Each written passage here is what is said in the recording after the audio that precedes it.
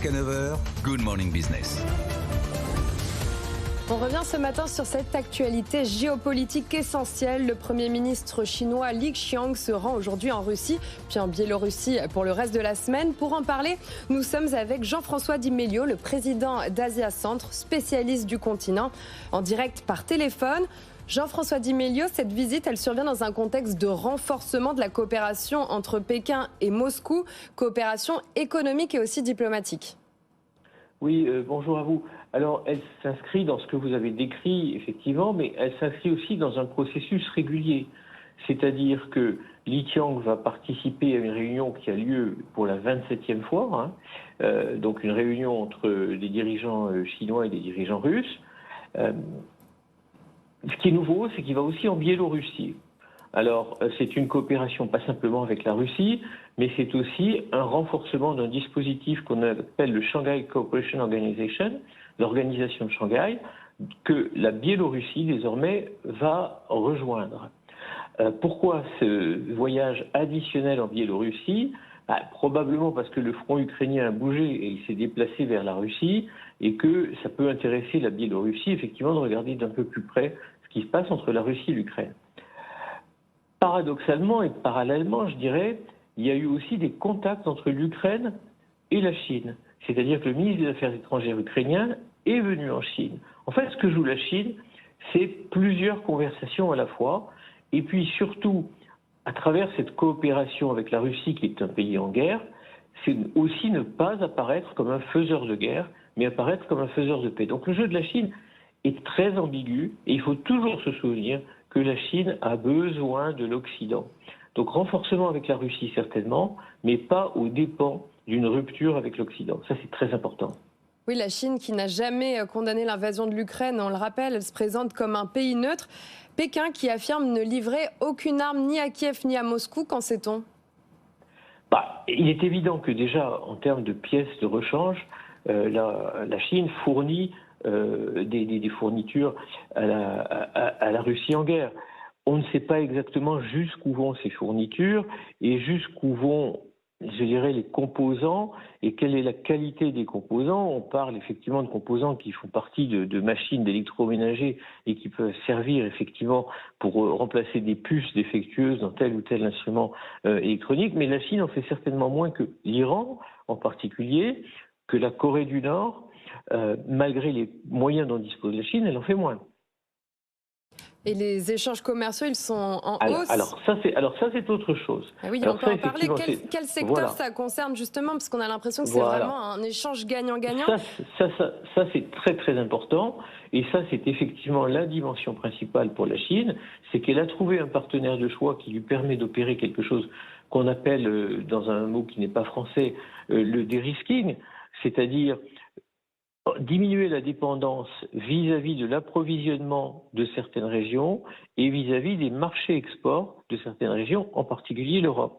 Donc effectivement, les échanges avec la Russie depuis le début de la guerre en Ukraine ont été multipliés par 2, voire par 3 dans certains domaines.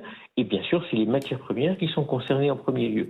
La Chine achète bon marché du pétrole russe, elle achetait déjà du gaz russe, et là, effectivement, ça lui fait énormément de bien dans une économie qui est en ralentissement. Donc la Russie bénéficie effectivement de cet acheteur, alors qu'elle est sous embargo dans un certain nombre de régions, et la Chine bénéficie de prix avantageux pour un certain nombre de matières premières. Donc les intérêts sont communs, mais on a quand même l'impression que Moscou a plus à y gagner, alors que Moscou fait face à cet embargo, justement. Alors ça, c'est pas évident, parce que ce que gagne la Chine dans cette histoire, c'est malgré tout ce que j'appellerais pas une vassalisation de la Russie, mais en tout cas une mise en dépendance de la Russie. La Russie est un pays qui a des relations internationales extrêmement diverses, qui a une histoire diplomatique extrêmement riche, et ce pays, bien sûr, comme vous l'avez dit, est de plus en plus coupé d'un certain nombre de ses relations, et il est, je dirais, très très heureux pour la Russie de trouver un partenaire comme la Chine. Donc c'est la Russie qui gagne sur le front international un allié de taille. Alors bien sûr, comme vous le dites, ça bénéficie à la Russie, mais la Chine, du point de vue économique, bénéficie aussi énormément de ce que vous appelez le gagnant-gagnant, effectivement. Et on parlait de ce conflit en Ukraine avec la Chine qui se présente comme un pays neutre. C'est une position un peu similaire qui est adoptée par l'Inde. Son Premier ministre, Narendra Modi, va se rendre en Ukraine. Première visite là-bas. Que peut-on en attendre? Que va-t-il y faire? Alors, la Russie et la Chine ont d'abord des statuts différents, hein. Il faut rappeler que la Chine, elle a un statut très particulier qui est membre permanent du Conseil de sécurité de l'ONU, ce que n'est pas l'Inde. L'Inde est en phase d'ascension sur la scène internationale. L'Inde a dirigé le G20 l'année dernière et l'Inde a une doctrine qui s'appelle le multi-alignement. C'est-à-dire qu'on est passé du non-alignement des années 50, des pays ex-colonisés, à une politique, je dirais, plus innovante, avec des pays qui cherchent un peu leur place dans l'échiquier international. Que va faire Modi en Ukraine? Appliquer justement cette doctrine du multi-alignement.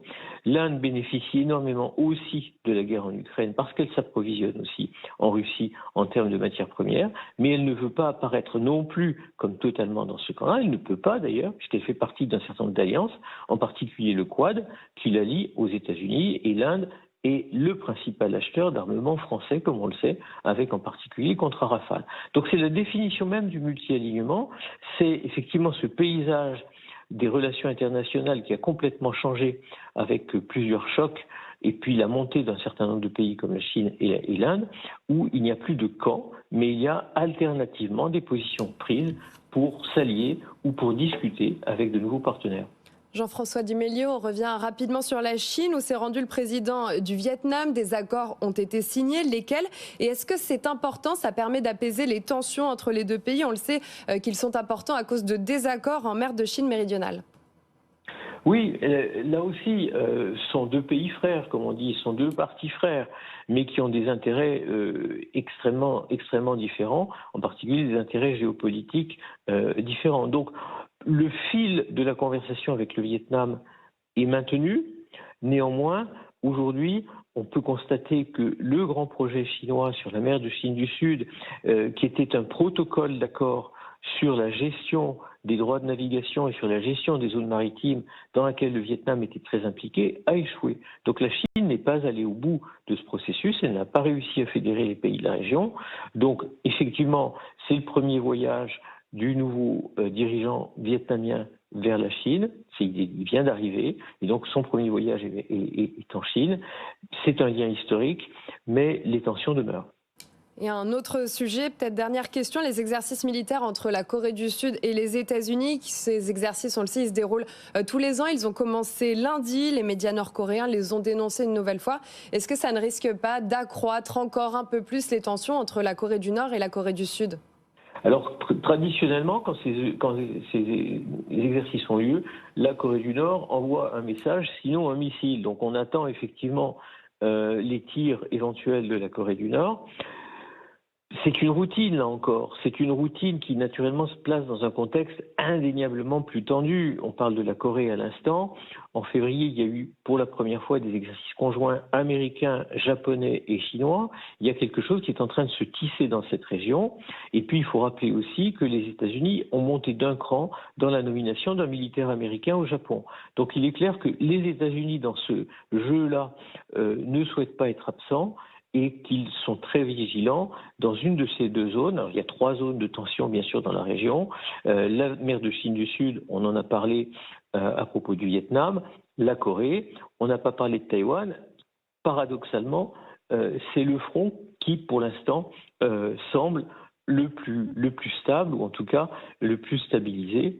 Mais effectivement, les deux fronts les plus chauds sont la Corée et la mer de Chine du Sud. Jean-François Duméliot, on a le temps finalement pour une toute petite dernière question sur le Japon. On revient sur la tentative du rachat du géant japonais de la distribution 7-Eleven par le Canadien Couche-Tard. Est-ce que ça pourrait toucher la fibre patriotique des Japonais, comme ça l'avait fait pour les Français quand Couche-Tard avait tenté de racheter Carrefour ? On est dans un domaine complètement différent. On est dans un domaine de commerce de proximité. On n'est pas du tout dans un domaine d'approvisionnement stratégique et de chaîne d'achat comme dans le cas de Carrefour. La chaîne 7-Eleven, c'est vraiment le magasin de proximité. Il n'y a pas d'identification ni du public japonais, ni du gouvernement japonais à cette chaîne. Alors c'est un rachat colossal, hein, on parle de près de 30 milliards de dollars.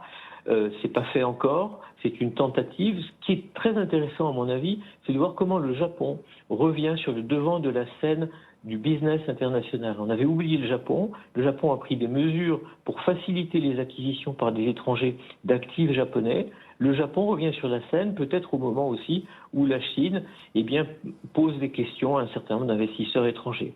Donc ça, c'est extrêmement intéressant de voir à quel point le Japon, qui est quand même la troisième économie mondiale, qui est une économie qui n'est pas très brillante en ce moment, avec une démographie qui est faible, reste quand même un marché d'intérêt. Merci beaucoup Jean-François Di Meglio, président d'Asia Centre, spécialiste du continent, d'être venu sur ces nombreuses actualités en Asie.